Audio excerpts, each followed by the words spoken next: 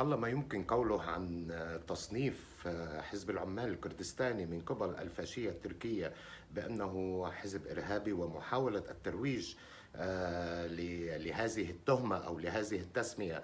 في بعض الدول الأوروبية خصوصا وحول العالم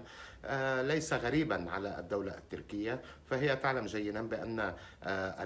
الإرهاب أصبح بعبعا في الوقت الحالي، والجميع يحاول مقاومتها والقضاء عليه، وبالتالي تحاول تركيا اللعب بهذه الورقة لاستعطاف المجتمع الدولي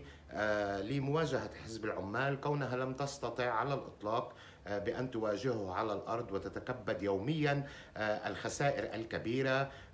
في المواجهات الجارية. حزب العمال الكردستاني إن تم تصنيفه كحزب إرهابي، يعني هذا يطال جميع حركات التحرر حول العالم. بالتالي فإن حزب العمال الكردستاني ولدى يعني حتى ولو مع عدم التعمق بأفكاره، لكن بمجرد متابعة عملياته العسكرية إن استطعنا نراها موجهة ضد الاحتلال التركي في مناطق معينة، أي أن هذا الحزب يمارس حقه الطبيعي والشرعي لمواجهة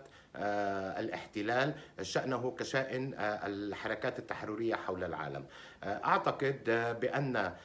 هذه التهمة أو إلصاق هذه التهمة بحزب العمال لن يكتب لها النجاح، بل على العكس سوف نشهد تراجعا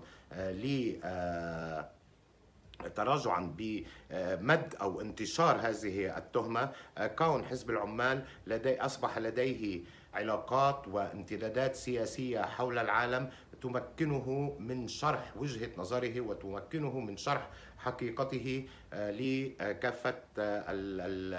الدبلوماسيين والسياسيين حول العالم لتأكيد كذب وافتراء الدولة التركية.